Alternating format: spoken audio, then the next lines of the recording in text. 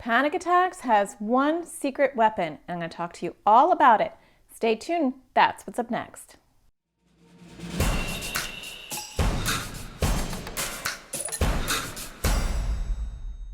Hi, my name is Natasha Daniels. I'm a therapist who makes videos for people with anxiety or OCD. Today I want to talk to you about panic attacks. Panic attacks can knock you to your knees. They are so overwhelming.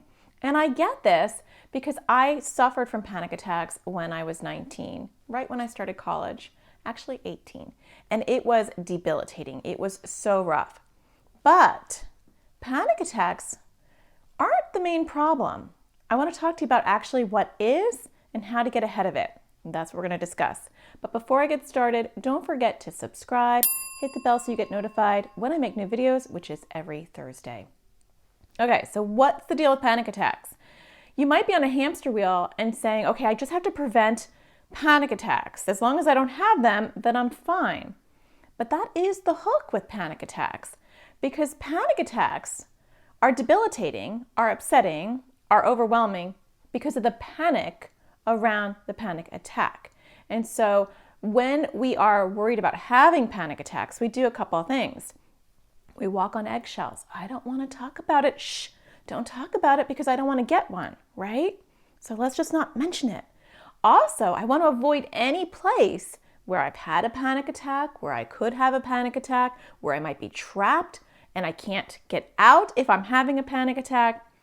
And so really, the struggle with panic attacks is how it makes your world tinier and tinier. It will say, don't go to the movies. Okay, don't go to school. Don't go to drive-thrus, or don't go to whatever it is for you. Oh my gosh, I had a panic attack when I was at that person's house. I can't go there again. Oh my gosh, what if I have a panic attack here? I can't go there anymore, right? And so eventually your world gets so tiny that you're just basically at home. And that's why panic attacks and agoraphobia, the fear of actually going outside and leaving your house, go together often, because that's the panic attack secret weapon, is to get you to avoid. So what do you do about that? Well, what I learned from my own experience and what I've learned from the kids and teens that have come into my therapy practice is that the best way to deal with panic attacks is to learn how to navigate through them. And I do have a YouTube video all about how to survive and get through a panic attack. But find your coping mechanisms, find what helps.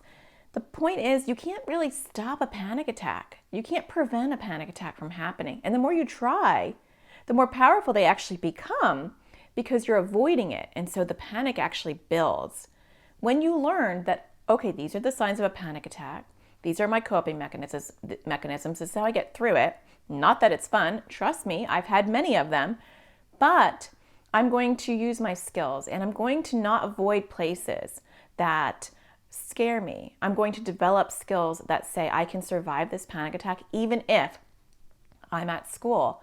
I can survive this panic attack even if I'm in a drive-thru. I can survive this panic attack even if I'm in a movie theater, right? And so coming up with ways that you can cope with those panic attacks in those environments actually takes the power away from the panic. Once I was able to have a panic attack in, a college classroom, or I was able to have a panic attack as I was walking to class, or I was able to have a panic attack when I was in the movies, and I rode through it. And then I calmed down and I was able to kind of go back to the movie theater. I was able to go back to class. Then my panic attacks actually started to lose a lot of power. And they started to go down and they started to lose their fear, because it was really fear that was fueling my panic attacks. So then when I had them, they were a lot shorter, to the point where eventually they were so short that I would feel it coming. I'd be like, okay, here we go. And it would never even start. I'm not saying that's going to necessarily happen for you, but what I'm trying to stress to you is that it's the fear, it's the panic that actually fuels the panic attack.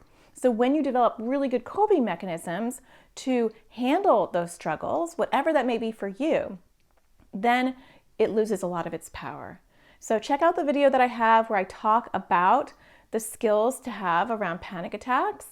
Develop your own skills on how to ride through that wave and try not to avoid things. One step at a time, right? Do something that's a little bit out of your comfort zone and say, you know what, I may or may not have a panic attack. And either way, I'm going to be okay. I know that's really hard. Trust me, I get it. But I don't have panic attacks anymore. So it has worked for me, and it's worked for a lot of the people that I've helped in my practice, and I know that in time it'll work for you as well. I hope that you find the sparkle in everything you do, and I'll talk to you again next Thursday. Take care.